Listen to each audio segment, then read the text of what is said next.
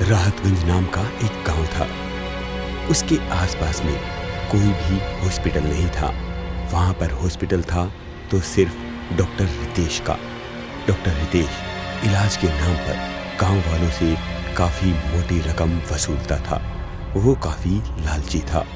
Doctor साहब देखो ना, मेरी बच्ची को क्या हो गया है, इसे बचा लो डॉक्टर साहब। हाँ, तुम उसे भर्ती करवा दो और 50,000 रुपए जमा करवा दो।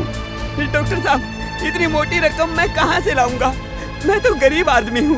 वो मुझे नहीं पता तुम कहाँ से लाओगे। अपनी बीवी के गहने बेचो या अपनी जमीन, पर मुझे पहले पैसे चाहिए, उसके बाद ही इलाज शुरू होगा। इस प्रकार से डॉक्टर रितेश गांव वालों की मजबूरी का फायदा उठाता और खूब सारे पैसे ऐंठता था। एक दिन की बात है, गांव का मुखिया हरिया डॉक्टर रितेश के पास आया। अरे डॉक्टर साहब कैसे हो, कैसा चल रहा है आजकल काम धंधा? अरे बस हरिया भाई बढ़िया है, और तुम्हारी मदद से मैं और पैसे कमा रहा हूँ। हाँ अच्छा तो होगा ही, हम तुम्हारे आसपास में कोई हॉस्पिटल जो नहीं खुलने दे रहे हैं। हाँ ये तो बात है ही हरिया भाई, और बताओ जिससे कुछ मैं ज्यादा पैसे कमा सकूं। अरे हाँ, उसी के लिए तो मैं आया था। मेरे पास एक बहुत ही गुप्त खबर आई है। बताओ ऐसी क्या खबर है जिससे मेरा फायदा हो सकता है?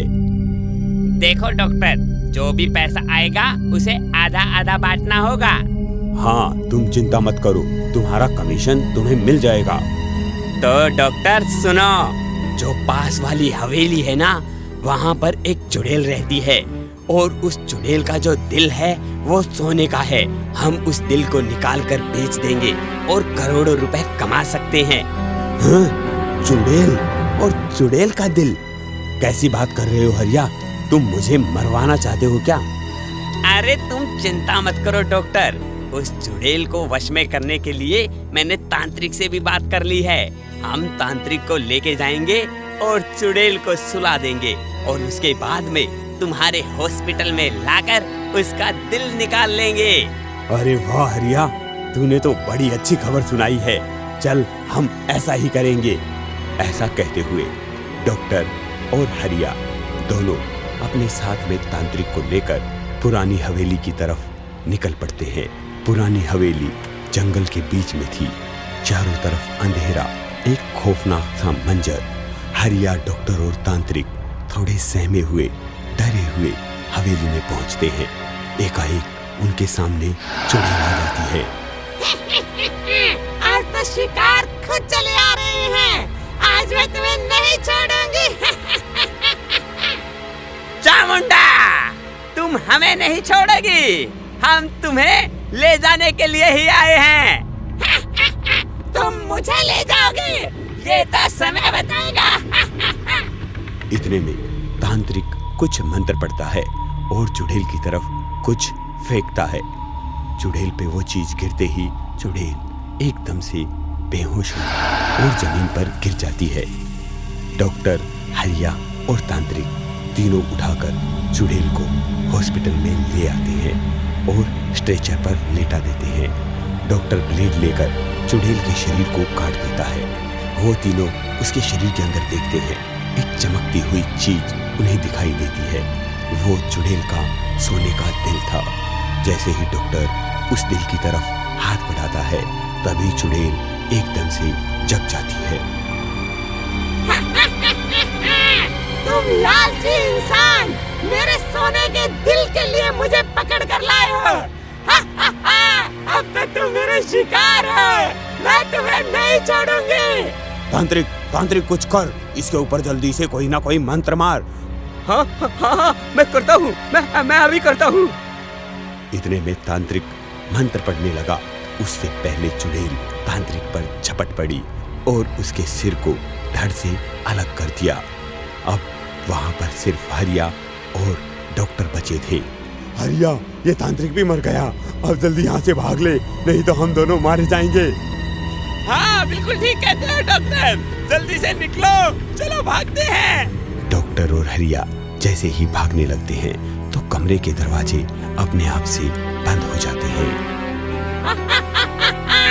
अब तुम्हारी बारी है, अब मैं तुम्हारी भी यही हालत कर करूंगी और इस हॉस्पिटल को अपना घर बना लूंगी। ऐसे कहते हुए चुड़ैल ने डॉक्टर और हरिया के सिर को भी धड़ से अलग कर दिया। अब वहां पर उन तीनों की मुंडी कटी हुई लाशें पड़ी थी और चुड़ैल वहां से गायब हो चुकी थी।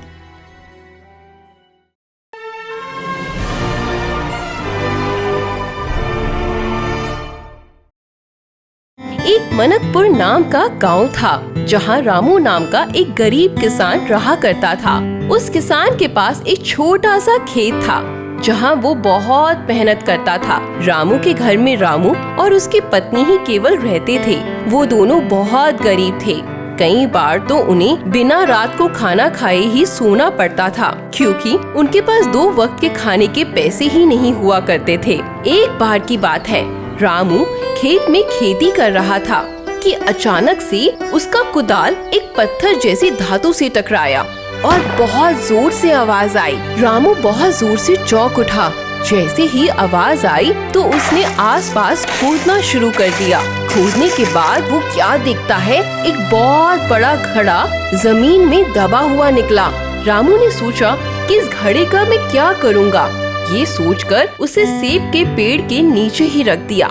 रामू अपना बाकी का काम करने लगा। दोपहर का समय हो चुका था।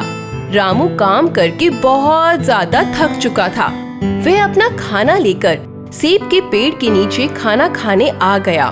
पर जैसे ही वो खाना खाने बैठता है, रामू क्या देखता है, वो पूरा घड़ा सेब से भरा हुआ था। तभी रामू सोचने लगा, अरे भाई, इस घड़े में इतने सेब किसने भर दिए? चलो छोड़ो, मुझे क्या, इतने अच्छे सेब, एक सेब तो मैं खा ही लेता हूँ। ऐसा सोचकर रामू फटाफट से एक सेब खाने लगा। जैसे ही रामू सेब खा रहा था, तभी अचानक से एक सेब घड़े में गिर गया और देखते ही देखते घड़ा फिर से काफी सारे सेबों से भर गया। रामू बुरी तरीके से चौंक चुका था और समझ गया था कि ये कोई साधारण घड़ा नहीं है, बल्कि ये कोई जादुई घड़ा है। रामू तुरंत घड़े को लेकर अपने घर चला गया। घर आकर रामू अपनी पत्नी से कहने लगा, अरे सुनती हो, ये घड़ा कोई आम घड़ा नहीं। आज जब मैं खेती करने खेत में गया था, तभी ये घड़ा अचानक से उस जमीन से निकला। मैंने खोद कर इस घड़े को सेब के पेड़ के नीचे रख दिया और थोड़ी देर में ये घड़ा सेबों से भर गया। मैंने जैसे ही एक सेब खाया तो फिर से ये घड़ा सेब से भर गया। ये कोई साधारण घड़ा नहीं है। पत्नी रामू पर विश्वास नहीं कर रही थी। तभी रामू एक चावल का टुकड़ा लेकर जादुई घड़े में डाल देता है और थोड़ी देर में पूरा घड़ा चावल से भर जाता है। उसकी पत्नी आश्चर्य से उसे देखने लगती है और कहती है, अरे हाँ स्वामी, आप तो सही कह रहे थे। ये घड़ा कोई आम घड़ा नहीं है, ये तो जादुई घड़ा है। ये जादुई घड़ा रखेंगे तो हमारी तो किस्मत ही बदल जाएगी। मुझे तो लगता है अब हमें कभी भी भूखा नहीं सोना पड़ेगा। भगवान ने हमारी सुन ली है। दोनों बहुत खुश हो जाते हैं और रात का खाना खाकर आराम से सो जाते हैं। सुबह होते ही रामू उसमें एक सब्जी डालता है और एक सब्जी डालने के बाद वो घड़ा पूरी अलग अलग सब्जियों से भर जाता है।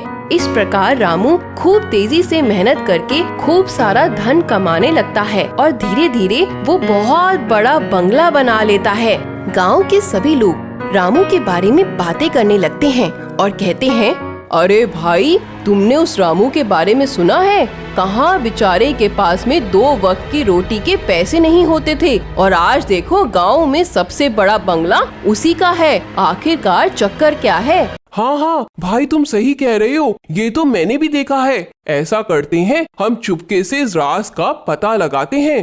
अभी गांव में 2 चोर रहा करते थे और वो चोरी करने में बहुत माहिर थे।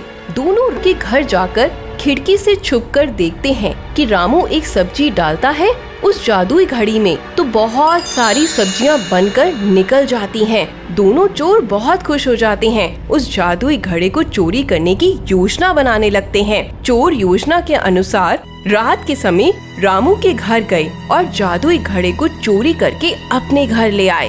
दोनों चोर में से पहला चोर जादुई घड़े को जांचने के लिए उसमें एक सोने का सिक्का डालता है। जैसे ही वो उस घड़े में सोने का सिक्का डालता है, थोड़ी देर में वो घड़ा पूरे सोने से भर जाता है। ये देखकर दोनों चोरों के मन में लालच आ जाता है और लालच आने के बाद दोनों उस जादुई घड़े के लिए आपस में झगड़ने लगते हैं। झगड़ने के चक्कर में वो दोनों एक दूसरे के हाथ से उस घड़े को खींचने लगते हैं। आपस की खींचातानी से वो जादुई घड़ा नीचे गिरता है और नीचे गिरते ही फूट जाता है। इस तरह से ना तो वो पहले चोर का हो पाता है, ना ही दूसरे चोर का।